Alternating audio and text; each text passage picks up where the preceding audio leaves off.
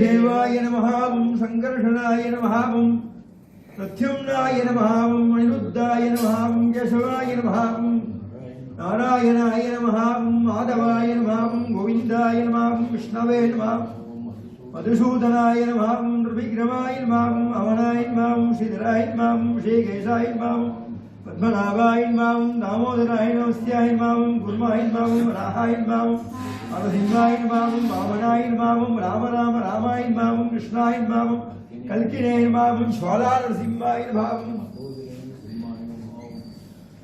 अहोबि नरसिंहाय नमः मालो नरसिंहाय नमः कोड नरसिंहाय नमः कारंज नरसिंहाय नमः भार्गव नरसिंहाय नमः योगानंद नरसिंहाय नमः छत्रपति नरसिंहाय नमः पावन नरसिंहाय नमः पालक नरसिंहाय नमः लक्ष्मी नरसिंहाय नमः श्री भूमनीला समेत लक्ष्मी अयवतनवर ब्रह्मणे नमस्ते प्रजाभ्य परिपालयन्तां न्यायेन वाक्येन महिमहिताः वो ब्राह्मणेभ्य सुगमस्त्रित्यं लोहा समस्ता सुखिनो भवन्तु कालेन सुखदण्डने पृथिवीयालिने देशोऽयं शोभरयो ब्राह्मणानां शुभशालावदेशेन स्नानहरण्यः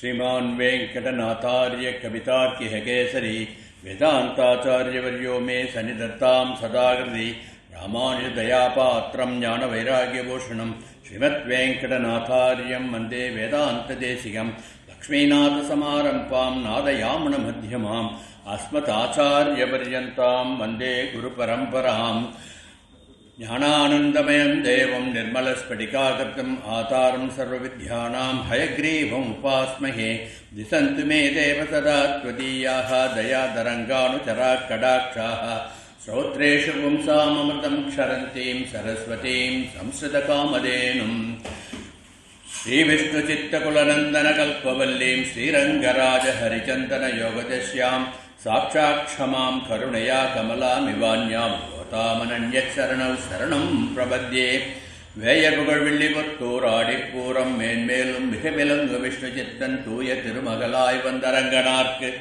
துழாய் மாலை முடிசூடிக் கொடுத்த மாதே நேயமுடன் திருப்பாவை பாட்டாரைந்தும் நீ உரைத்த தையுறு திங்கள் பாமாலை ஆயப்புகழ் 143 அன்புடனே அடியேனு கருசை நீயே. நீலாதுங்கஸ்தனகிரிதடி சுத்தமத்போத்ய கிருஷ்ணம் பாராத்யம் ஸ்வம் ஸ்ருதி சதசிர சுத்தமத்யாபயந்தி சோத்சிஷ்டாயாம் சரஜனி கலிதம் யா பலாகிருத்த புத்தே கோதாதஸ்யை நமீதமிதம் பூயையே வாஸ்து பூயக அன்னவயல் புதுவை ஆண்டால் அரங்கற்கப் பண்ணு திருப்பாவை பல்பதிகம் இன்னிசையால் பாடிக் கொடுத்தால் நிற்பாமாலை பூமாலை சூடிக் கொடுத்தாலை சொல்லுச் சூடிக் கொடுத்த சுடர்குடியே தொல்பாவை பாடியருள வல்ல பல்வளையாய் நாடினி வேங்கடவக் கண்ணவிதி என்னை மாற்றம் நாம் கடவா வண்ணமே நல்கே. நமஸ்தே. திருப்பாவையினுடைய 17வது பாசுரத்தை இன்னைக்கு நாம் அனுசந்தானம் பண்ணணும். வழக்கம்போல் திருப்பாவை பாசுரத்தை நாம் அனுபவிப்பதற்கு முன்பு சுவாமி நிகமாந்த மகாதேசிகன் கோதாப்பிராட்டியனுடைய பிரபாவத்தை பாடியருளியுள்ள கோதாஸ்துதியினுடைய 17வது சோஸ்திரத்தை அனுசந்தானம் பண்ணிவிட்டு தொடர்ந்து திருப்பாவையை அனுபவிப்போம். விஸ்வாயமான ரஜசா கமலேன நாபௌ வக்ஷஸ்தலே ச கமலாஸ்தனசந்தனேன ஆமோதிதோபி நிகமேர் விபுரங்கிரியுக்மே தத்தேன நதேன சிரசா தவ மௌலிமாலாம். இது கோதாஸ்துதியினுடைய 17வது ஸ்லோகம்.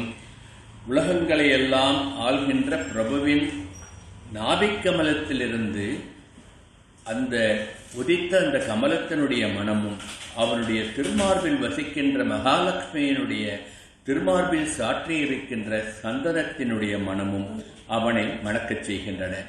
வேதங்கள் அவனுடைய திருவடியை பற்றியே பேசி அவனது திருவடிகளை மணக்கச் செய்கின்றன. இவ்வாறாக பகவானுடைய திருமேனி முழுவதும் மனம் மிகுந்து இருந்தாலும் அதனால் அவன் திருப்தி அடையாது. கோதாப்பிராட்டியே, நீ அளித்த அந்த சூடிக் கொடுத்த சுடர் மாலையினால் உயர்ந்த பரிமளத்தை பெறுவதற்காகவே அந்த திருமாலையை தன் சிரசிலே தரித்துக் கொண்டு பரிமளம் நிறைந்து காட்சியளிக்கின்றான் என்று கோதாப்பிராட்டியனுடைய பெருமையை சுவாமி நிகமாந்த மகாதேசிகன் இந்த 17வது ஸ்லோகத்திலே அனுபவித்திருக்கின்றார். அந்த வகையிலே அந்த சோஸ்திரத்தினுடைய அர்த்தத்தை மனதிலே வாங்கிக் கொண்டு இப்பொழுது திருப்பாவியினுடைய 17வது பாசுரத்தை அனுசந்தானம் பண்ணுவோம். அம்பரமே தண்ணீரே சோரே அறம் செய்யும் எம்பெருமான் நந்தகோபாலா எழுந்திராய் கொம்பனார்க்கெல்லாம் கொழுந்தே குலவிளக்கே எம்பெருமாட்டிய சோதாரிவராய் அம்பரமூடரு தோங்கி உலகலந்த உம்பர் கோமானே உறங்காதெழுந்திராய் செம்பர் கழலடி செல்வா வளதேவா உம்பியும் நீயும் உறங்கேலோர் எம்பாவாய் என்பது இன்றைய பாசுரம்.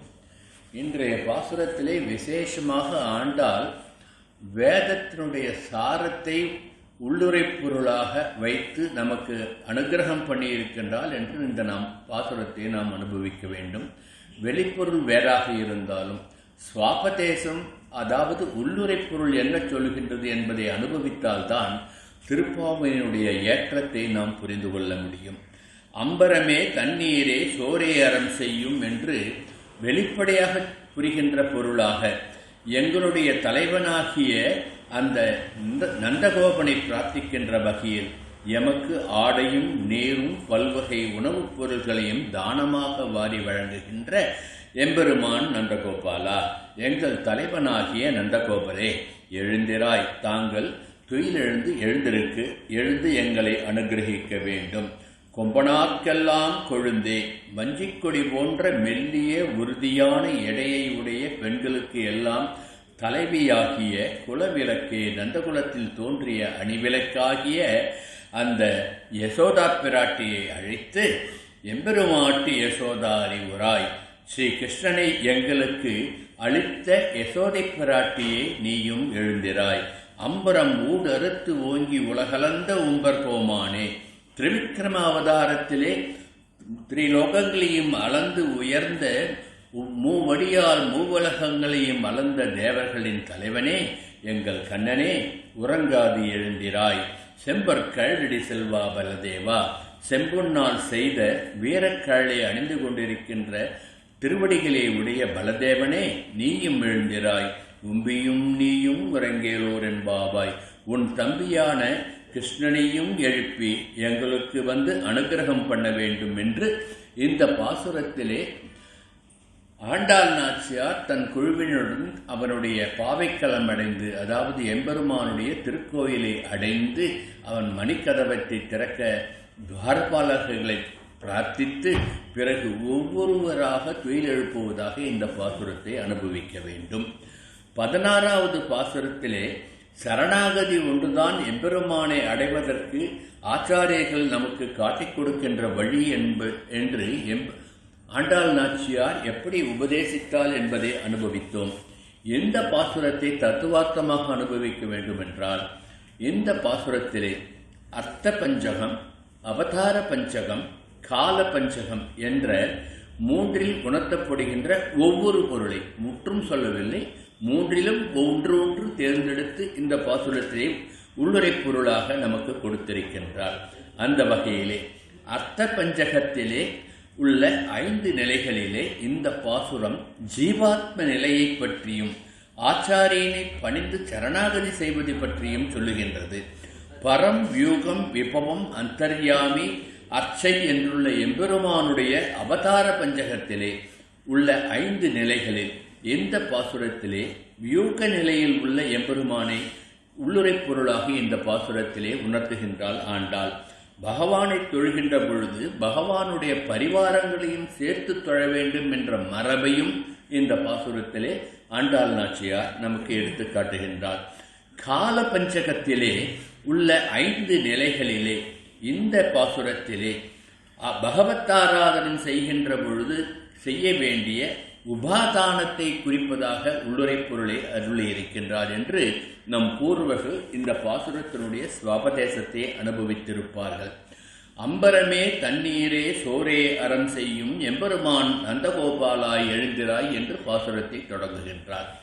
இந்த அம்பரமே தண்ணீரே சோரே அறம் செய்யும் என்பதை 3 விதமாக பிரித்து நாம் அனுபவித்தால் ஆண்டாள் என்ன பிரார்த்திக்கின்றாள் என்பது நமக்கு தெரிய வரும்.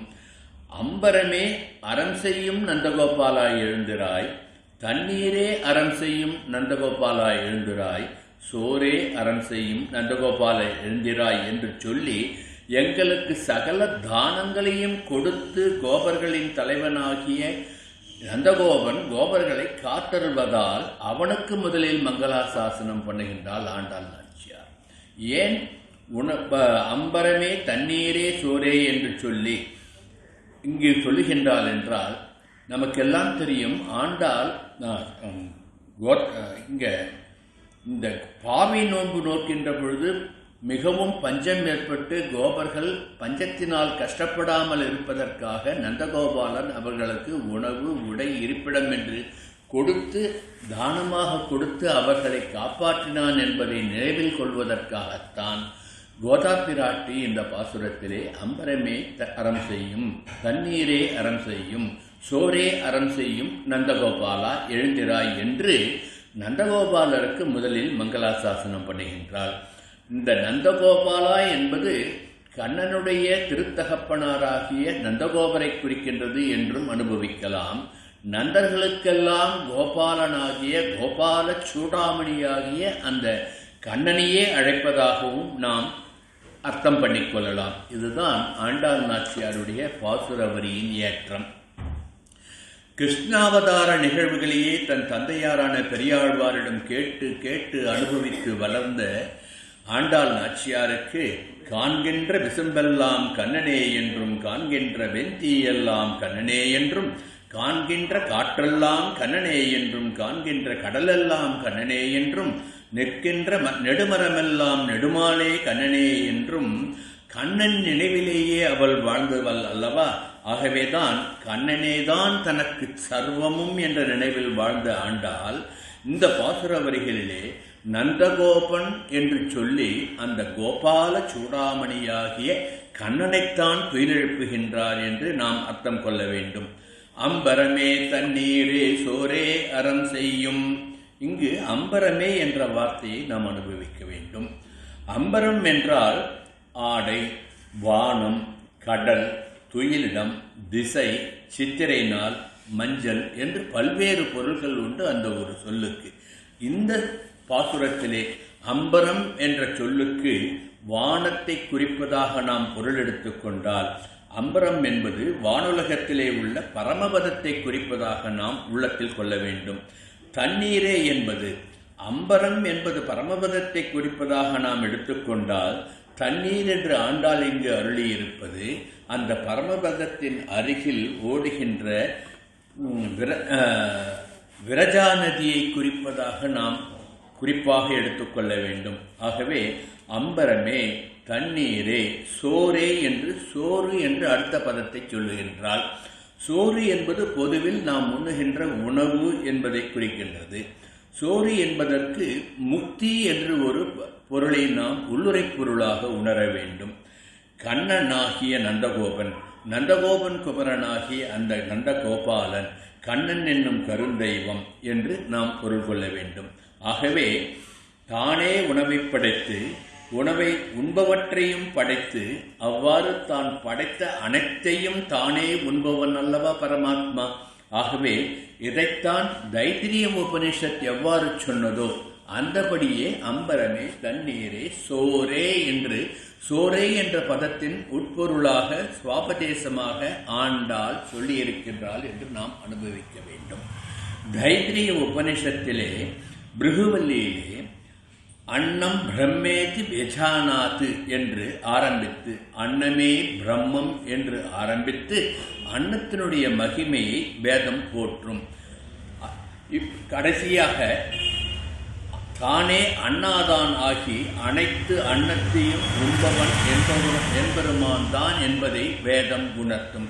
அகமன்னம் அகமன்னம் அகமன்னம் அகமன்னாதோ அகமன்னாதோ அகமன்னாதஹா. இது தைத்திரிய உபனிஷத் வாக்கியம். அகம் குஸ்லோககிருது அகம் குஸ்லோககிருது அகம் குஸ்லோககிருது என்று மேலும் சொல்லும் வேதம். அகமன்னம் அகமன்னம், நானே உணவு, நானே உணவு, நானே உணவு என்று எம்பெருமான் இங்கு எல்லாருக்கும், சேதனர்களுக்கு அனைத்திற்கும், அனைத்து பிராணிகளுக்கும் தான் உணவாக இருக்கின்றேன் என்பதை உணர்த்துகின்றான்.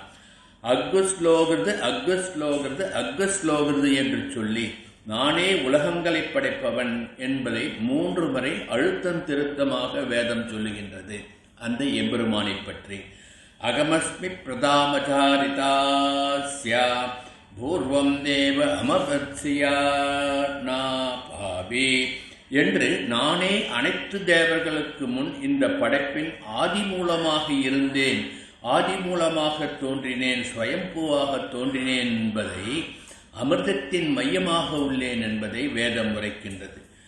இப்படி அகமன்னம் அகமன்னம் அகமன்னம் அந்த மாமி என்று வேதம் சொல்லுவது அகம் விஸ்வம் புவனபவாம் சுவர்ண ஜோதி என்று நானே ஜோதியாகவும் இருக்கின்றேன், உலகமெங்கும் வியாபித்திருக்கின்றேன் என்று அந்த பரமபுருஷனுடைய நிலையை சொல்லுகின்றி ஏவம் வேதா இத்யுபனிஷத்து என்று அந்த வேத வாக்கியம் முடியும்.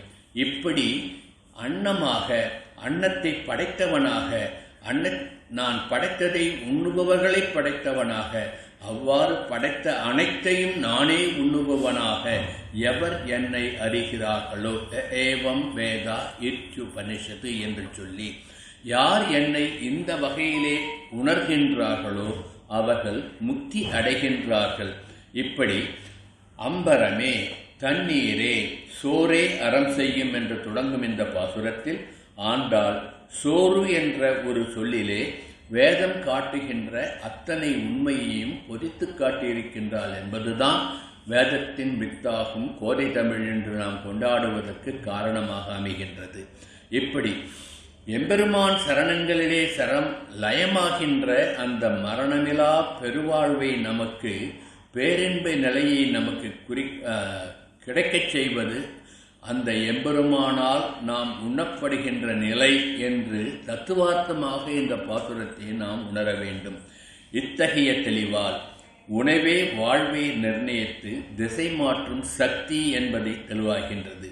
வாழ்வாங்கு வாழ உணவே இவ்வுலக வாழ்விற்கும் மேலுலக வாழ்விற்கும் பேரின்ப வாழ்விற்கும் ஆதாரமாகி மருந்தாக இருப்பதும் மருந்தே, அந்த உணவே மாற்று செய்யும் விருந்தாக முக்தி அடைகின்ற நிலையை நமக்கு கொடுப்பதும் அந்த உணவே என்பதை ஆண்டாள் இந்த பாசுரத்திலே அம்பரமே, தண்ணீரே, சோரே என்று சொல்லி, சோரே என்ற சொல்லை அழுத்தந்திருத்தமாக சொல்லி வேதம் விளக்குகின்ற உண்மையை எடுத்துரைக்கின்றார் என்று நாம் கொள்ள வேண்டும். மூவடி மண் வேண்டி உலகையும் அளந்த அந்த திருவிக்கிரமணியும் நினைத்து இந்த பாசுரத்தை ஆண்டாள் போற்றி பாடுகின்றார் இந்த பாசுர வரிகளிலே. ஆகவே இந்த பாசுரத்தினால் நாம் அறியப்போவது என்ன? நமக்கு எது தேவையோ அந்த தேவையை உணராமல் தேவையில்லாதவற்றை நாம் ஏற்றுக்கொள்ளக்கூடாது என்பதை உள்ளுரை பொருளாக சொல்லுகின்றார். எது நமக்கு தேவை? பகவானுடைய சரண கமலங்கள் தான் தேவை, அவனுடைய நினைவுதான் தேவை என்பதை உணராமல் இன்றிய சுகங்களில் ஆட்பட்டு விடாதே என்பதை உள்ளுரை பொருளாக சொல்லுகின்றாள் என்று அர்த்தம்.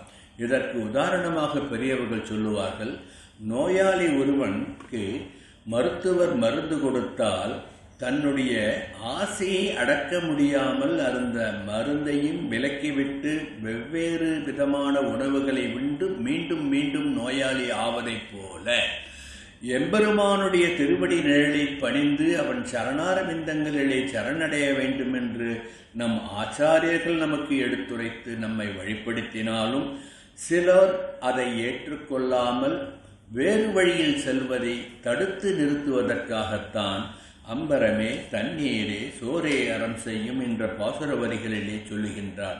பகவான் கிருஷ்ணன் பகவத்கீதையிலே 3வது அத்தியாயத்திலே நமது மனநிலையை அழகாக அற்புதமாக ஒரு ஸ்லோகத்திலே எடுத்து காட்டுகின்றார். 37வது ஸ்லோகம். காமயேஷ குரோத ஏஷ ரஜோகுண சமுத்பவா மகாமனோ மகாபாத்மா வித்தாத்யே நமிக வைரினம். அர்ஜுனா, மனிதனின் மனதில் ரஜோகுணம் மிகவும் பலமாக இருக்கின்றது. இது தவிர்க்க முடியாததாக தோன்றினாலும் அதை தவிர்த்தால்தான் சத்வகுணம் அங்கு வந்து சேரும் என்று பகவான் உபதேசம் பண்ணுகின்றார். இதற்குத்தான் இந்த நோயாளி சரியான மருந்தை உட்கொள்ளாமல் தனக்கு பிடித்ததெல்லாம் உட்கொண்டு மீண்டும் மீண்டும் நோயாளி ஆகின்ற தன்மையை பெரியவர்கள் எடுத்துக்காட்டி இந்த பாசுரத்திற்கு சுவாபதேசமாக சொல்லுவார்கள். இப்படி இந்த ரஜோகுணம் ஏற்படுவதற்கு காரணம் என்ன? நாம் உண்கின்ற உணவுதான். உண்கின்ற உணவுதான் ஒருவருடைய வாழ்க்கையை திசை மாற்றும் என்று சற்று முன் அனுபவித்தோம் அல்லவா? அந்த சோறு என்ற பதத்தை அனுபவிக்கின்ற பொழுது அதைத்தான் சாந்தோக்கிய உபனிஷத் நமக்கு எடுத்து காட்டுகின்றது. ஆகார சுத்தௌ சத்வசுத்திஹி சத்வசுத்தௌ த்ருவாம் த்ருதிஹி என்று சாந்தோக்கிய உபனிஷத் சொல்லுகின்றது. அதாவது ஆகாரம் சுத்தமாக இருந்தால் மனம் சுத்தமாக இருக்கும், மனம் சுத்தமாக இருந்தால் நினைவாற்றல் சுத்தமாக இருக்கும். ஆகவே நாம் உண்ணும் உணவின் தன்மையை பொறுத்துதான், நாம் உண்கின்ற உணவின் தன்மைக்கு ஏற்பதான் நம்மிடம் ரஜோகுணமோ தமோகுணமோ சத்வகுணமோ மிகுந்து வரும் என்று இந்த உபனிஷத் சொல்லுவதைத்தான் ஆண்டாள் சோறு என்ற பதத்திலே சொல்லியுள்ளாள் என்று அனுபவிக்க வேண்டும். இதை வேடிக்கையாக ஒரு கதையாக சொல்லுவார்கள். ஒரு முனிவர் தன் சிஷ்யர்களுடன் ஒரு கானகம் வழியாக செல்கின்றார். அந்த கானகம் வழியாக செல்கின்ற பொழுது மிகவும் இருட்டி போய்விட்டது. அப்பொழுது எங்காவது தங்க வேண்டும் என்று சொல்லி சிஷ்யர்களை அருகில் எங்கேயாவது ஒரு நல்லவர்களுடைய இடம் இருந்தால் அங்கிருந்து உண்பதற்கு ஏதாவது கிரகித்து கொண்டு வா என்று சொல்லுகின்றார் முனிவர். சிஷ்யர்கள் போறார். அங்கு அருகிலே ஒரு குடில் தெரிகின்றது. அது ஒரு திருடனுடைய குடில். அப்பொழுதுதான் அவன் அரண்மனையிலிருந்து ஏதோ சில பொருட்களை திருடிக் கொண்டு வந்து அங்கு வைத்திருந்தான். இவர்கள் வந்து கேட்டவுடன் ஏதோ பரதேசிகள் போல் வந்து கேட்கின்றார்களே என்று அவன் வைத்திருந்த உணவை வேறு ஒரு களத்திலே திருடிக்கொண்டு வந்த ஒரு களத்திலே இட்டு அந்த சிஷ்யர்களிடம் கொடுக்க முனிவர்கள் அந்த உணவை உண்டு கொண்டார். அந்த உணவு உள்ளிருக்கும் பொழுது அந்த உணவு உண்ட காரணத்தினால் அந்த உணவின் மயக்கத்தினால் முனிவருடைய எண்ணம் மாறிவிட்டது. அவரும் தத்துவ சிந்தனையிலிருந்து மறந்து தன்னுடைய தவ வலிமையை மறந்து சாதாரண மனிதனைப் போல் நடந்து கொண்டார். மறுநாள் காலையிலே நதியிலே தீர்த்தமாடி எழுந்த பொழுதுதான் ஏற்கனவே உண்ட உணவினுடைய கழிவுகள் நீங்கின பிறகுதான் அவர் தன் ஞானத்தினால் தன்னிடம் ஏற்பட்ட மாற்றம் நேற்று இரவு நாம் உண்ட உணவினால் ஏற்பட்ட மாற்றம் என்பதை உணர்கின்றார். ஆகவேதான் எல்லோரின் கிரகத்திலும் சென்று சாப்பிடக்கூடாது என்று நம் சம்பிரதாயம் சொல்லுகின்றது. அவர்கள் என்ன நினைத்து கொண்டு சமைத்தார்களோ, எவ்வாறு பக்குவம் பண்ணினார்களோ, பகவத் சிந்தனையோடு பக்குவம் பண்ணினார்களோ என்று நமக்கு தெரியாதல்லவா. ஆகையினால் பராண்ணம் கூடாது என்று பொதுவாக சொல்வார்கள்.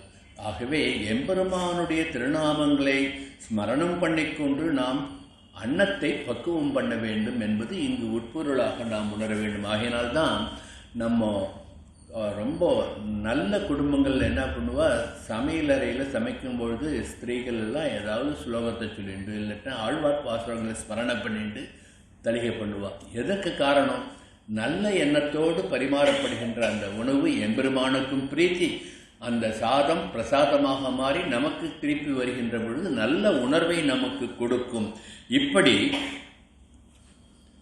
உண்ணுகின்ற உணவுதான் ஒருவனுடைய மனதை மாற்றுகின்றது என்று, அதன் அடிப்படையில் தான் அவனுடைய குணவிசேஷங்கள் அமைகின்றது என்பதை சாந்தோக்கிய உபனிஷத் சொன்னது போன்று ஆண்டாள் நாச்சியார் சோரே என்ற இந்த ஒரு வார்த்தையிலே எடுத்துக்காட்டியிருக்கின்றாள் என்று அனுபவிக்க வேண்டும். நமக்கெல்லாம் பகவத்கீதை தெரியும், உத்தவ கீதை தெரியுமோ? உத்தவ கீதை என்பது ஸ்ரீமத் பாகவதத்தில் ஒரு பகுதி உத்தவ கீதை. அதிலே அந்த உத்தவ கீதையிலே ஒரு பகுதி ஹம்சகீதை என்று ஒரு பகுதி. அந்த ஹம்சகீதையிலே ஒரு ஸ்லோகம், ஆகமோ அபப்ரஜாதேசக்கால கர்மச்ச ஜன்மச்ச தியானம் மந்த்ரோ அத சம்ஸ்காரஹா தர்சைதே குணஹேதவஹா என்று சொல்லுகின்றது. அதாவது நாம் உண்ணுகின்ற உணவு, பருகுகின்ற நீர், படிக்கின்ற புத்தகம், பழகுகின்ற மக்கள், வசிக்கின்ற இடம், செயல்புரிகின்ற காலம், செய்கின்ற செயல், தாய் தந்தையுடைய சம்ஸ்காரம், ஜபிக்கின்ற மந்திரம், பண்ணுகின்ற தியானம், செய்கின்ற சிந்தனை ஆகியவற்றை பொறுத்துத்தான் ஒருவனுடைய குணம் அமையும் என்பது இந்த ஹம்சகீதையிலே, உத்தவ கீதையினுடைய ஒரு பகுதியான ஹம்சகீதையிலே உள்ள ஒரு ஸ்லோகத்தினுடைய பொருள். ஆகவே நாம் சாத்வீகமாக இருக்க வேண்டும் என்றால், சத்வகுணம் நம்முள்ளே நிறைய வேண்டும் என்றால், அசுரகுணத்தை தவிர்த்து நாம் சத்வகுணம் மிகுந்து இருக்க வேண்டும் என்றால், சத்வகுணத்தை நமக்கு தருகின்ற உணவைத்தான் ருசிக்க வேண்டும் என்பதை இங்கு ஆண்டாள் சோரே என்ற வார்த்தையிலே சொல்லுகின்றார். ஆக அம்பரமே, தண்ணீரே, சோரே அறம் செய்யும் எம்பெருமான் நந்தகோபாலா எழுந்திராய் என்ற பாசுர வரிகளிலே நந்தகோபனை முதலில் எழுப்புவதாக, தன்னுடைய கண்ணனுடைய தகப்பனார் என்பதால் அவருக்கு மரியாதை கொடுத்து அவரை எழுப்புவதாக, பிறகு கண்ணனை எழுப்புவதாக, நந்தகோபன் என்ற பொருளிலே வார்த்தையிலே இருவரையும் எழுப்புவதாக நாம் நினைக்க வேண்டும். கண்ணன் கழலணியை என் நன்னும் மனமுடைய அடியார் கூட்டத்தோடு நாங்கள் இங்கு வந்திருக்கின்றோம் என்று ஆண்டாள் இங்கு விண்ணப்பம் செய்கின்றார். இங்கு இன்னொரு விசேஷத்தையும் நாம் பார்க்க வேண்டும்.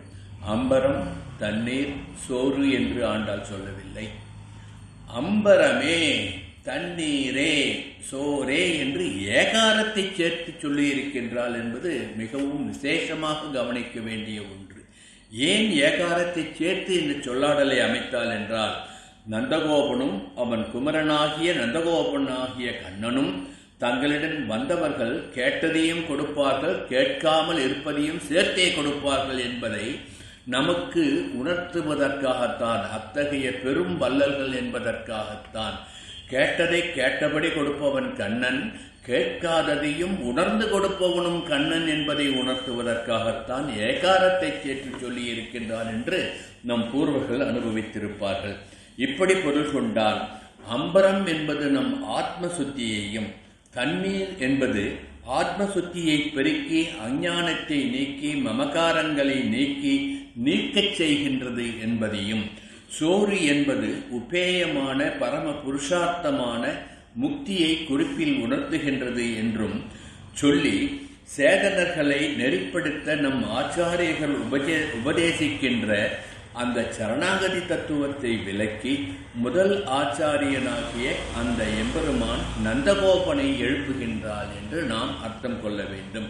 இந்த தெளிதலின் தொடர்ச்சியாக வேறு ஒரு நோக்கிலும் அம்பரமே தண்ணீரே என்பதற்கு நாம் அர்த்தம் கொள்ளலாம்.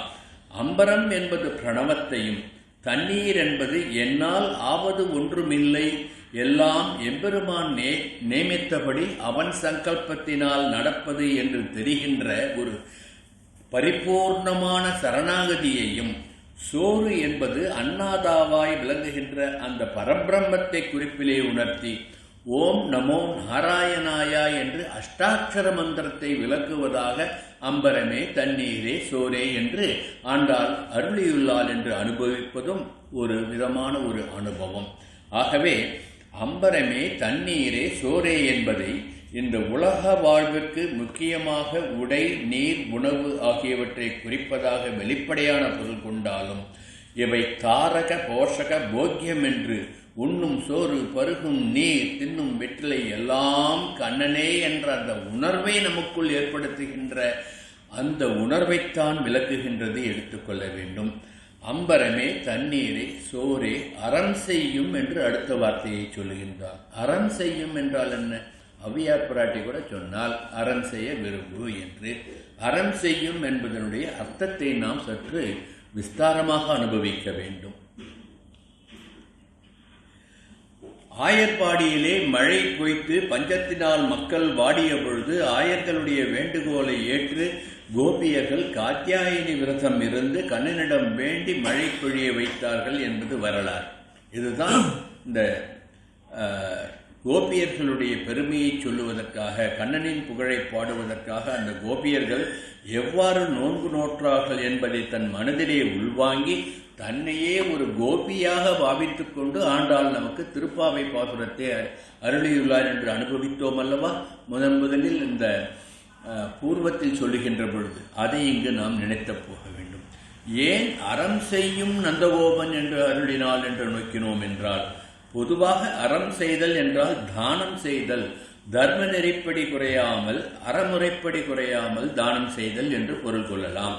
தகுநிலை அறிந்து கேட்டவற்றோடு கேட்காமல் இருப்பதையும் சேர்த்து கொடுப்பதுதான், இன்ன பிற தேவைகளையும் அறிந்து கொடுப்பதுதான், எவ்வித பலனும் எதிர்பார்க்காமல் ஓப்புடன் அளிப்பதுதான் அறத்துடன் கூடிய தர்மம், அறத்துடன் கூடிய தானம் என்பதை ஆண்டாள் இங்கு நமக்கு உணர்த்துகின்றார். இங்கு தர்மம் என்றால் என்ன, தானம் என்றால் என்ன என்பதை நாம் நுட்பமாக பொருளுணர வேண்டும். தர்மம், தானம், இதைத்தான் இங்கு அறம் செய்யும் என்ற வார்த்தையிலே ஆண்டாள் நமக்கு எடுத்து காட்டுகின்றார். நாம் செய்த வினைகளால் ஏற்படுவது இந்த பிறவி. வினைகளை நல்வினைகள், தீவினைகள் என்று எடுத்துக்கொண்டோம் என்றால், நல்வினைகள் நமக்கு புண்ணியத்தை சேர்க்கும், தீவினைகள் நமக்கு பாபத்தை சேர்க்கும். எப்படி இருந்தாலும் அது நல்வினை பயனாக இருந்தாலும் தீவினை பயனாக இருந்தாலும் இந்த பிறவி என்பது இந்த கர்ம பலனால் ஏற்படுகின்றது. ஆகவே இதுவே ஒரு விலங்குதான். நல்வினை ஒரு தங்கத்தினாலான விலங்கு, தீவினை இரும்பினாலான விலங்கு. இதுதான் வித்தியாசம் என்று அனுபவிப்பார்கள். ஆகவே தர்மத்தினால் ஒருவனுக்கு சேர்வது நல்வினை, பாபத்தினால் ஒருவனுக்கு சேர்வது தீவினை. இந்த இரண்டு வினைகளையும் சேர்த்து நமக்கு கொடுப்பது இன்பமும் துன்பமும் என்பதை உணர்ந்து, நல்ல தர்மத்தினால் புண்ணியம் அழிகின்றது, நல்ல தர்மத்தினால் பாவமும் தீயினுள் தூசாகின்றது என்பதை உணர்த்துவதற்காகத்தான் அறம் செய்யும் என்ற வார்த்தையை அடுத்த வார்த்தையாக ஆண்டாள் அமைத்துக் கொடுத்தார். தனக்கு கீழானவர்களுக்கு கொடுப்பது தர்மம் செய்கின்ற உதவி. தானம் என்பது நமக்கும் மேலானவர்களுக்கு எந்தவித பலனையும் எதிர்பார்க்காமல் கொடுப்பது என்பதையும் இங்கு ஆண்டாள் நாச்சியார் உணர்த்துகின்றார். பகவத்கீதையிலே பகவான் இந்த தானத்தை பற்றி சொல்கின்ற பொழுது சாத்விக தானம், ராஜச தானம், தாமச தானம் என்று 3 வகையாக பிரித்து காட்டுவார். தாதவ்யமிதி யத்தானம் தீயதே அனுபகாரினே, தேசே காலேச்ச பாத்ரேச்ச தத்தானாம் சாத்விகம் ஸ்மிருதம் என்பது பகவத்கீதையிலே 17வது அத்தியாயத்திலே 20வது ஸ்லோகம். தானம் செய்வது என்னுடைய கடமை என்று கருதி எந்த தானம் உரிய இடத்தில் உரிய காலத்தில் தகுதியானவர்களுக்கு பிரதி உபகாரம் எதிர்பார்க்காமல் தன்னலம் இல்லாமல் கொடுக்கப்படுகின்றதோ அத்தகைய தானம் சாத்விக தானம். உதாரணமாக ஒருத்தர் பசின்னு ஒருத்தர் ஆசிரியம் கேட்கின்ற பொழுது அவருக்கு அந்த நேரத்திற்கு ஒரு கைப்பிடி உணவு கொடுத்தால் அவருடைய பசி தீரும், அது சரியான தானமாக இருக்கும். பசி என்று வந்தவனுக்கு என் தோட்டத்திலே ஒரு யானை கூட்டம் இருக்கிறது, அதில் ஒரு யானையை ஓட்டிக்கொண்டு போய் என்று தானம் கொடுத்தால் இங்கு அகங்காரம்தான் தெரிகின்றதை ஒழிய தானம் செய்யும் நோக்கம் தெரியவில்லை என்று பெரியவர்கள் எடுத்துச் சொல்லுவார்கள். ஆகவே எத்து பிரதி உபகார்த்தம் பலமுக்தேச்ச வாபுனாக தீயதேச்ச பரிக்ளிஷ்டம் தத்தானம் ராஜதம் ஸ்மிருதம் என்று எந்த தானம் மன வருத்தத்தோடும் கைமாறு கருதியும் பயனை கருத்தில் கொண்டும் பிரதிபலனை கருத்திலே கொண்டும் கொடுக்கப்படுகின்றதோ அந்த தானம் ராஜச தானம்.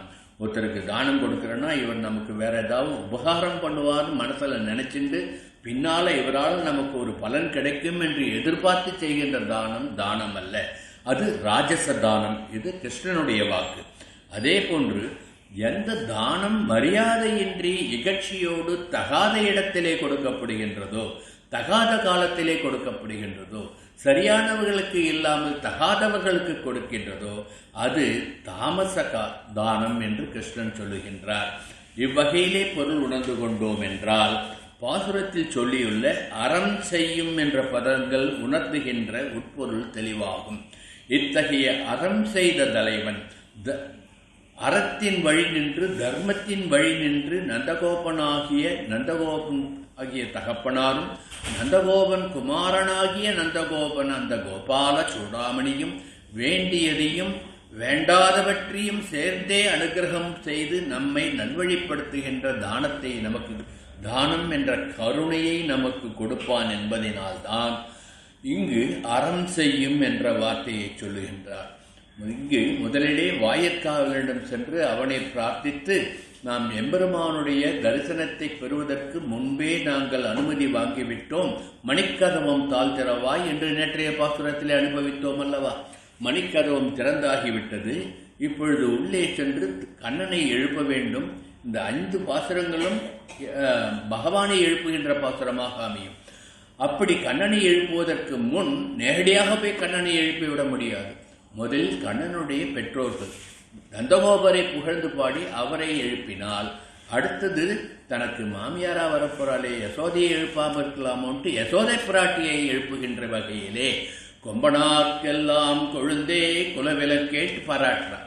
இந்த நந்தகுலத்தில் இருக்கின்ற பெண்கள் அனைவருக்கும் கொழுந்து போன்றவரே குலவிளக்கே, இந்த நந்தகுலத்தினுடைய திருவிளக்கே எம்பெருமாட்டி யசோதா எழுந்திராய் என்று யசோதை பிராட்டியை எழுப்புகின்றார். இதற்கு அர்த்தம் பார்க்கணும்னா ஒரு நல்ல செடி இருக்கின்றது என்றால் அந்த செடியினுடைய வேரிலே ஏதாவது வண்டு அரித்து விட்டால் முதலிலே தருகின்ற மாற்றம் எங்கு தெரியும்? அந்த துளிரிலே கொழுந்திலே தான் தெரியும். வேரில் ஏற்படுகின்ற மாற்றம் அந்த கொழுந்திலே தெரியும். அதுபோன்று நந்தகுலத்தில் இருக்கின்ற கோபியர்களுக்கு ஏதாவது மாற்றம் வந்துவிட்டால் அந்த நந்த குலமணியாகி அந்த கொழுந்தாகிய யசோதைக்கு தெரிய உடனே அதற்கு மாற்று ஏற்பாடு செய்து தருவாள் என்று உணர்த்தி அவளை புகழ்வதாக, தன் வருங்கால மாமியாரை புகழ்வதாக நந்தகோபனை எழுப்பினால் அடுத்து கொம்பனார்க்கெல்லாம் கொழுந்தே குலவிளக்கே எம்பெருமாட்டி யசோதா அறிவுராய் என்று எம்பெருமாட்டி என்று ஒரு பெரிய வார்த்தையை சொல்லி கோபர்களுக்கெல்லாம் கொழுந்தே என்று அவளை பாராட்டி கோபர் குலவிளக்கே என்று அவளை பாராட்டி எழுப்புகின்றாள். ஏன் யசோதியை எம்பெருமாட்டி என்று சொன்னால்? கிருஷ்ணனுடைய பாலலீலைகள் அனைத்தையும் அனுபவித்தவள் யசோதா பிராட்டி. தேவகி பெற்றெடுத்தாலே தவிர கிருஷ்ணனுடைய லீலைகளை ஒரு நாள் கூட ஒரு க்ஷணம் கூட அவள் அனுபவிக்கவில்லை. அவள் அனுபவித்தது எல்லாம் பிறந்தவுடன் எம்பெருமான் அவளுக்கு காட்டிய அந்த திவ்ய தரிசனம்தான். அந்த திவ்ய தரிசனத்தை தவிர வேறெதுவும் அவள் அனுபவிக்கவில்லை. ஆகவே யசோதை ஏறார்ந்த கண்கள் கண்ணனுடைய லீலையை பார்த்து பார்த்து மகிழ்ந்ததனால் அவர் கண் விரிந்து பெரிய கண்களாகிவிட்டது. ஏறார்ந்த கண்ணி யசோதை, ஏமாந்த கண்ணி தேவகி. ஏன்னா இந்த லீலையெல்லாம் அவளால் அனுபவிக்க முடியலன்ட்டு அனுபவிப்பா பெரியவா. ஆகவே இது பெரியாழ்வார் பாசுரத்தில் தன்னை தாயாக நினைத்து கொண்டு, கிருஷ்ணனின் தாயாக நினைத்து கொண்டு சொல்லியுள்ள ஒரு பாசுரத்தை நாம் அனுபவிக்க வேண்டும். மறுவும் நின் திருநெற்றியில் சுட்டி அசைதர மணிவாயில் முத்தம் தருதலும் விரலை செஞ்சிறு ஆயிடை சேர்த்து வெகுளியாய் நின்றுரைக்கும் ஒவ்வொரையும் திருவிலேன் ஒன்றும் பெற்றிலேன் எல்லாம் தெய்வ நங்கை தேவகி பெற்றாளே என்று இயங்குகின்றாள். தேவகி தெய்வநங்கை யசோதை பெற்றாளே என்று இயங்குகின்றாள் தேவகி. அதே போன்று அந்த சின்ன குழந்தைக்கு அமுது ஊட்டுறா. அமுது ஊட்டி இடுப்பில் வச்சு இந்த குழந்தை வாயிலேருந்து கீழே விழற அந்த அமுதத்தை எடுத்து தான் உண்டு மகிழ்கின்றாள். அந்த குழந்தை செய்யும் சேட்டைகளை எல்லாம் இவள் அனுபவிக்கின்றாள். அந்த குழந்தையை வெண்ணையை திருடாதே என்று அடித்த பொழுது அந்த குழந்தை அழுவது போல் அழுது வாய் நலிக்கின்ற அந்த ஒரு அற்புதத்தை கண்டு மகிழ்ந்தாளே என்றது யசோதை. இந்த இன்பமெல்லாம் எனக்கு கிடைக்கவில்லையே என்று தேவகி மாய்ந்து போனாலாம். முழுதும் வெண்ணையலைந்துட்டுண்ணும் முகிழிலன் சிறு தாமரை கையும் எழில்கொள் தாம்பு கொண்டு அடிப்பதற்கு எல்கும் நிலையும் வெண்தயிர் தோய்ந்த செவ்வாயும் அழுகையும் அஞ்சி நோக்கும் மண்ணோக்கும். நம்ம குழந்தைய அடிச்சோம்னா அந்த குழந்தை அழற மாதிரி அழுது உடனே சிரிக்கும் இல்லையா? அந்த அனுபவத்தை இந்த தேவகி கிடைக்கலையே, யசோதைக்கு தானே கிடைச்சதுன்னு தேவகி அழறலாம். அழுகையும் மஞ்சு நோக்கும் மண்ணோக்கும் அலைகுள் செஞ்சுருவாய் நெளிப்பதும் தொழுகையும் இவை கண்ட யசோதை தொல்லை இன்பத்து இறுதி கண்டாலே. இன்பத்தினுடைய இறுதி கண்டால் யார்? யசோதை. அந்த இன்பம் இல்லாமல் போனால் தேவகி என்று பெரியாழ்வார் பாசுரத்தில் எடுத்து காட்டுவது. குலசேகர ஆழ்வார், க்ஷமிக்கணும், குலசேகர ஆழ்வார் பெரியாழ்வார் பெருமாள் திருமொழியிலே கிருஷ்ணனுடைய பாலலீலைகளை அனுபவித்தது போன்று அதை இங்கு நினைத்து, ஆகவே யசோதியை பெருமாட்டி உனக்கு எல்லா இன்பமும் கிடைத்ததே, கிருஷ்ணலீலைகள் அனைத்தும் கிடைத்ததே என்று எம்பெருமாட்டி என்று குலசேகர ஆழ்வார் அனுபவித்த அந்த பாங்கினிலே ஆண்டாள் நாச்சியார் இங்கு எம்பெருமாட்டி என்ற ஒரு மிருதுவை யசோதாவுக்கு கொடுத்தாள் என்று நாம் அனுபவிக்க வேண்டும். சரி, தேவகியோ ஒரு இளவரசி, அவளுக்கு ஏன் இத்தனை துன்பம் வந்தது? இதற்கு ஒரு பூர்வ கதையை இங்கு நான் விஞ்ஞாபனம் பண்ணுகின்றேன். சற்று நேரமாகவும் பொறுத்துக் கொள்ளுங்கள். தேவகி இவ்வாறெல்லாம் வாடி வதங்கி கண்களில் உயிரை வைத்துக் கொண்டு கம்சனுடைய கொடிய சிறையிலே இருந்து தங்களுக்கு எப்பொழுது விடுதலை கிடைக்கும் என்ற எதிர்பார்ப்புடன் இருக்கின்றாள். அவள் அடுத்தடுத்து பெற்ற 6 குழந்தைகளையும் அவள் கண்ணெதிரிலேயே கம்சன் அடித்துக் கொள்கின்றான். இந்த துன்பத்தை எல்லாம் எப்படி தேவகி தாங்கினாள்? எதற்காக தேவகிக்கு இத்தனை துன்பம் வந்தது? 7வது குழந்தையாக பிறப்பதற்கு முன்பே அவள் கருவில் இருந்து அந்த கரு பிடுங்கப்பட்டு வசுதேவருடைய மற்றொரு மனைவியாகிய ரோகிணியின் கர்ப்பத்திலே வைக்கப்பட்டு பலராமனாக அவதாரம் பண்ணுகின்றார். இப்படி 8வது குழந்தை தன் 8வது கர்ப்பம் தன் வயிற்றிலே உதிக்கும் பொழுது அதனால் இந்த கம்சன் எவ்வாறெல்லாம் நம்மை கொடுமைப்படுத்துகிறானோ என்று அஞ்சியே வாழ்கின்ற நிலை தேவகிக்கு ஏன் ஏற்பட்டது? அப்படி இருந்தாலும் கிருஷ்ணன் 8வது கர்ப்பமாக தேவகியினுடைய திருவயிற்றிலே அவதரித்து பிறந்தவுடன் அவளுக்கு தன்னுடைய அந்த விஸ்வரூப தரிசனத்தை காட்டிவிட்டு பிறந்த குழந்தை பேசிய அற்புதத்தையும், பிறகு வசுதேவருக்கு ஒரு பணியை கொடுத்து அந்த குழந்தை யமுனா நதியை கடந்து அக்கறைக்கு சென்று நந்தகோபன் திருமாளிகையிலே விடப்பட்டு அங்கிருந்த குழந்தை இங்கு யோகமாகியாக வந்ததையும் கீழ்ப்பாசுரங்களை அனுபவித்தோம் அல்லவா? இப்படி சகிக்க முடியாத துன்பங்களை தேவகி ஏன் பெற்றாள் என்பதற்கு நாம் ஒரு பூர்வ கதையை நாம் பார்க்க வேண்டும். இந்த கதை ஸ்ரீமத் பாகவதத்திலே தசமஸ்கந்தத்திலே 3வது அத்தியாயத்திலே சொல்லப்பட்டிருக்கின்றது. ஸ்வயம்புவ மன்வந்தரத்திலே சுதபஸ் என்ற ஒரு ரிஷிதான் பிரஜாபதியாக இருந்தார். சுதபஸ்வனுடைய மனைவி கிருஷ்ணி. இப்போ நம்ம சங்கல்பம் பண்ணும் பொழுது இந்த மன்மந்திரம் என்னன்றது சொல்லி சங்கல்பம் பண்ணுவோம். அதை மனசுல நினைச்சுக்கோங்க. இப்ப இருக்கிற மன்மந்திரம் வைவஸ்வத மன்மந்திரம். இது நடந்த காலம் ஸ்வயம்புவ மன்மந்திரத்திலே. அப்பொழுது பிரஜாபதியாகிய சுதபஸ், அவளுடைய பத்னியாகிய கிருஷ்ணி, இவர்கள் பகவானிடம் வேண்டி எங்களுக்கு நீயே குழந்தையாக வர வேண்டும், உன்னை போன்ற குழந்தை வேண்டும் என்று பிரார்த்தனை பண்ணுகின்றார்கள். பகவான் பிரத்யட்சமாகி என்னை போல குழந்தை எப்படி கொடுக்க முடியும், நான் ஒப்பாரும் மிக்காரும் இல்லாதவன் அல்லவா, ஆகவே நானே உங்களுக்கு குழந்தையாக பிறக்கின்றேன் என்று அனுகிரகம் பண்ணுகின்றான். இவர்கள் பிரார்த்தனை பண்ணுகின்ற பொழுது தேகி தேகி தேகி என்று 3 முறை எங்களுக்கு குழந்தையாகவா குழந்தையாகவா குழந்தையாகவா என்று 3 முறை பிரார்த்தனை பண்ணினதனால் 3 முறை நான் உங்களுக்கு குழந்தையாக வருவேன், 3 பிறவிகளிலே உங்களுக்கு குழந்தையாக வருவேன் என்று எம்பெருமான் ஸ்ரீமன் நாராயணன் அவர்களுக்கு அனுகிரகம் பண்ணுகின்றான். அப்படித்தான் முதல் பிறவியிலே கிருஷ்ணி சுபதபஸ் தம்பதிக்கு கிருஷ்ணி கர்ப்பன் என்ற குழந்தையாக வந்தான். 2வது பிறவியிலே அவர்கள் கஷ்யபர் அதிதி என்று பிறக்க அவர்களுக்கு வாமனனாக உபேந்திரனாக வந்து பிறந்தான். 3வது பிறவியிலே அவர்கள் வசுதேவராகவும் தேவகியாகவும் பிறக்க அவர்களுக்கு கிருஷ்ணனாக வந்து பிறந்தான் எம்பெருமான். இப்படி 2வது பிறவியிலே கஷ்யபர் தக்ஷணனுடைய மகளாகிய திதி அதிதி இவர்கள் இருவரையும் கல்யாணம் பண்ணுகிறார். திதி அக்கா தமக்கை, அதிதி தங்கை. அதித்தியினுடைய மகன்தான் இந்திரன், இந்திரலோகத்தை ஆள்கின்றவன். ஆனால் திதிக்கு குழந்தை பிறக்கவில்லை. ஆகவே திதிக்கு ஒரு ஏக்கம், பொறாமை. தன்னுடைய தங்கையின் குழந்தை இந்திரனாக இந்திரலோகத்தை ஆண்டு கொண்டிருக்கின்றானே, தனக்கு குழந்தை இல்லையே என்று தனக்கு குழந்தை வரம் வேண்டி கஷ்யபருடன் பிரார்த்தனை பண்ணுகின்றார். இவள் சிறந்த தேவி பக்தி. ஆகையினால் கஷ்யபர் சொல்லுகின்றால், நீ தேவிக்கு விரதம் இருந்து என்னுடன் சேர்ந்தால் உனக்கு ஒரு நல்ல குழந்தை பிறக்கும் என்று அவர் வரம் கொடுக்க, அதன்படி முறைப்படி விரதம் இருக்கின்றாள் திதி. உரிய நாளிலே கருவுற்று அவள் கரு வளர்ந்து வருகின்றது. திதி கருவுற்றிருக்கின்றாள் என்பதையும் அவள் தேவியினுடைய அனுகிரகத்தை பெற்று தேவியினுடைய உபாசனை செய்து கஷ்யபருடைய அருள் பெற்று கருவுற்றிருக்கின்றாள் என்பதனால் அதிதிக்கு பொறாமை வந்துவிட்டது. தங்கையாக இருந்தாலும் தன் தமக்கைக்கு பிறக்கின்ற குழந்தை இந்திரனை வென்று விடுவானோ என்று பயந்து இந்திரனை அழைத்து, உன் பெரியம்மாவுக்கு குழந்தை பிறக்கப் போகின்றது, அது சர்வ வல்லமை உடைய குழந்தையாக பிறந்துவிட்டால் உன்னுடைய இந்திர பதவிக்கு ஆபத்து என்று சொல்லுகின்றாள்.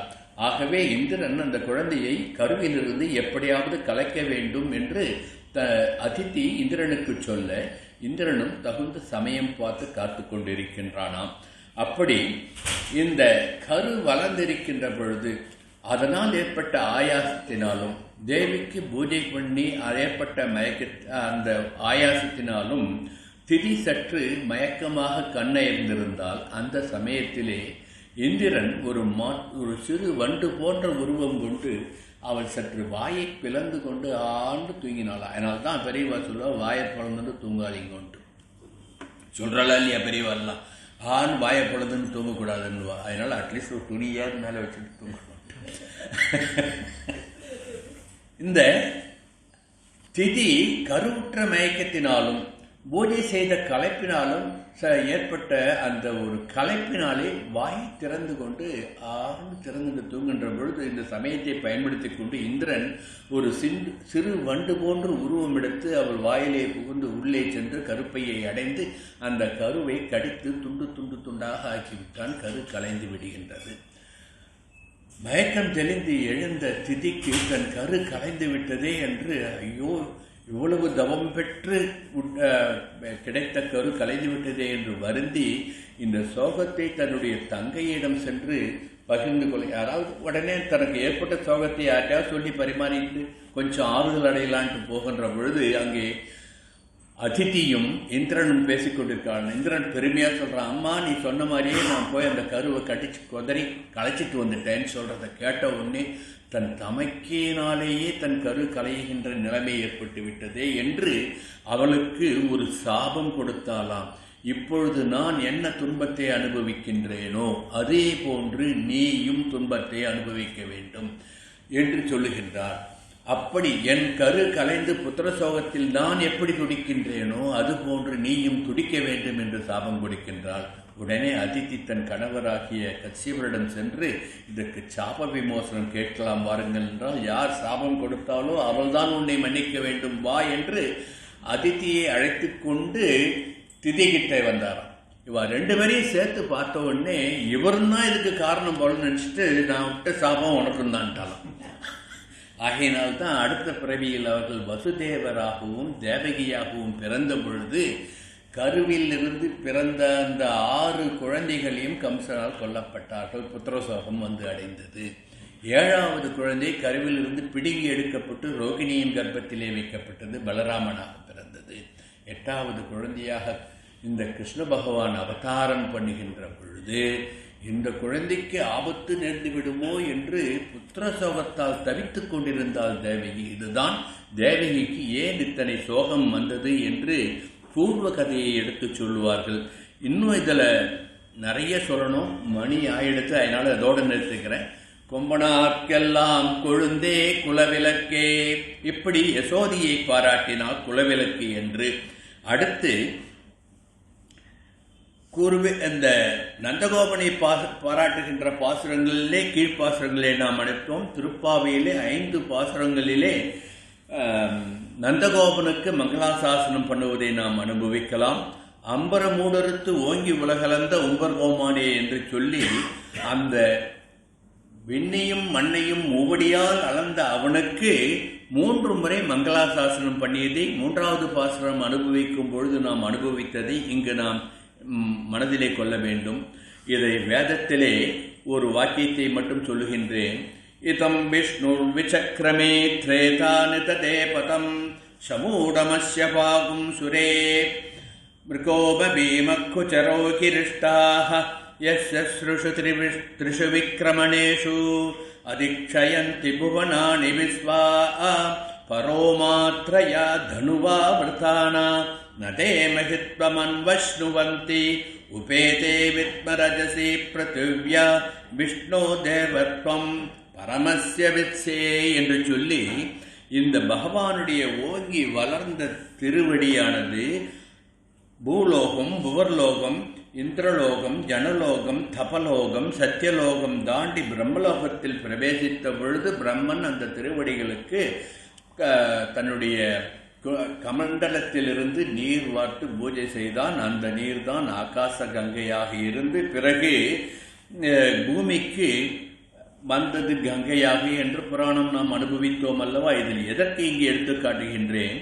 மூவுலகு அளந்த அந்த திருவிக்கிரமனுடைய பாதம் 2 உலகங்களையும் அளந்து நீண்ட பொழுது அந்த 3வது திருவடி எப்படி இருந்தது? பரமத்ய வித்சே, பரமனே உனக்குத்தான் தெரியும் என்று வேதம் எனக்கு கூட அதை கண்டுபிடிக்க முடியவில்லை என்று சொன்னதாம். இப்படிப்பட்ட அந்த திருவிக்கிரம அவதாரத்தையும் இந்த பாசுரத்திலே ஆண்டாள் நாச்சியார் எடுத்துக்காட்டு அம்பர மூடறுத்து ஓங்கி உலகளந்த உம்பர் கோமானே என்ற வரிகளிலே எடுத்துக்காட்டுகின்றாள் என்று நாம் அனுபவிக்க வேண்டும். இப்படி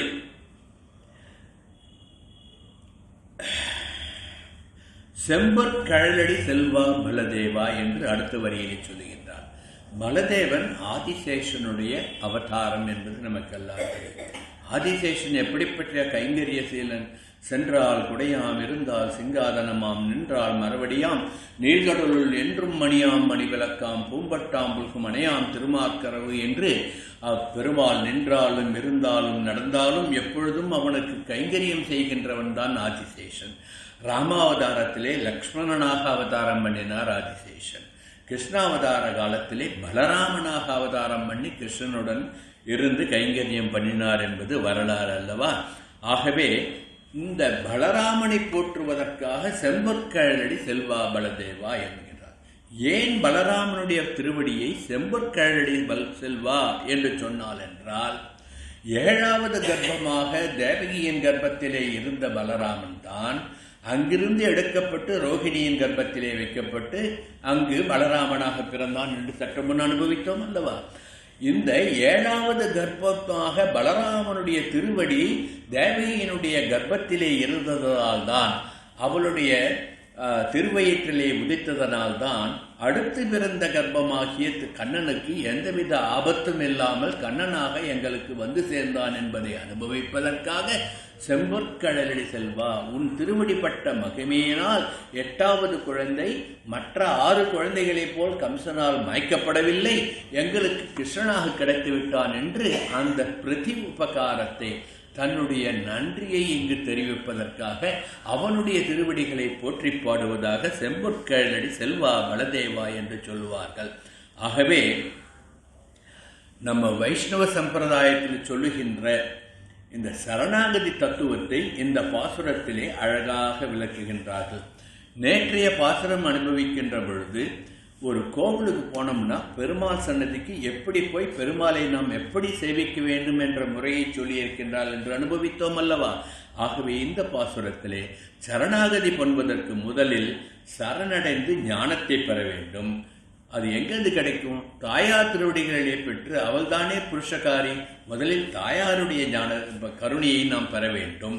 ஆகவேதான் இங்கு எம்பெருமாட்டே யசோதாய் எழுந்திராய் என்று தாயாரை எழுப்பினால், அடுத்து தாயாருக்குடன் எம்பெருமானுடைய திருத்தகப்பனாரையும் பணிந்தால், பிறகு சேதனங்களுடைய குறையை கலைந்து நமக்கு கிருஷ்ணனைக்கு நமக்கு அருள் புரிய வேண்டும் என்று எடுத்துச் சொல்லுகின்ற அந்த புருஷகாரியை மனதிலே கொண்டு நந்தகோபாலன், யசோதை, பலராமன் என்று அனைவரையும் ஒவ்வொருவராக எழுப்பி இறுதியில் முதலிலே நான் பலராமனை எழுப்பி விட்டோமே என்று உம்பியும் நீயும் உறங்கிய ஒரு எம்பாவா என்று சொல்லி, கிருஷ்ணா உன் அண்ணன் கூட பலராமா உன் தம்பியையும் உன் கூட சேர்ந்து உறக்கத்திலிருந்து எழுப்பு என்று சொல்லுவதாக பாசுரத்தை அனுபவிக்கின்றார். இப்படி நம் ஸ்ரீ வைஷ்ணவ தத்துவத்தை சரணாகதி பண்ணும் பொழுது நாம் எப்படி சரணாகதி பண்ண வேண்டும் என்ற நிலையை நமக்கு எடுத்து காட்டுகின்றால் இந்த பாசுரத்திலே ஆண்டாள். ஆகவே கண்ணா, பலதேவா என்று இப்படியெல்லாம் நாங்கள் பல நிலைகளை கடந்து இன்று உன் திருமுற்றம் வந்து இருக்கின்றோம் என்று சொல்கின்றார்.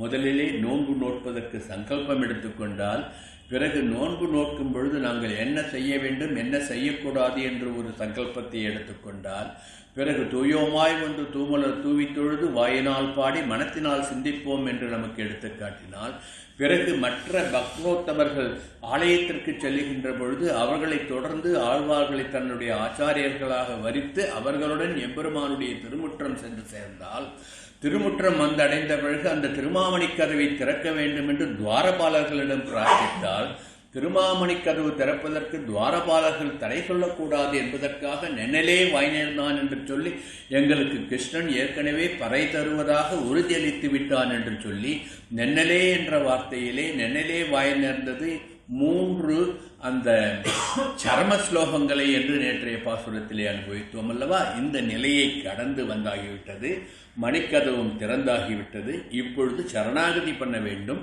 சரணாகதி பண்ணுவதற்கு முதலில் தகப்பனாரை சரணாகதி பண்ணினார், அடுத்து தாயாரை சரணாகதி பண்ணினார், பிறகு பலராமனை கைங்கரியஸ்ரீயாக இருக்கின்ற பலராமனை சரணாகதி பண்ணி, பிறகு கண்ணனை துயிலெழுப்பி எங்களுக்கு பறை தருவாய் என்று பிரார்த்தனை பண்ணுகின்றாள் இந்த பாசுரத்திலே என்று நாம் அனுபவிக்க வேண்டும். இந்த அளவிலே இந்த பாசுரத்தினுடைய சுவாபதேச அர்த்தத்தை புரிந்து கொண்டு மாயங்கள் பல புரிந்து சேதனங்களை காக்கின்ற மாதவனாகிய கண்ணன் திருவடி எண்ணுக மனமே என்று அழைத்து ஆண்டாள் அருளியுள்ளபடி ஓர்ந்து தெளிந்து அவள் திருவடிகளை பணிவோம் என்று பிரார்த்தித்து அமைகிறேன். ஆண்டாள் திருவடிகளே சரணம். கவிதாக்கிய சிம்மாய கல்யாண குணசாலினே ஸ்ரீமதே வெங்கடேசாய வேதாந்த குரவே நமஹ.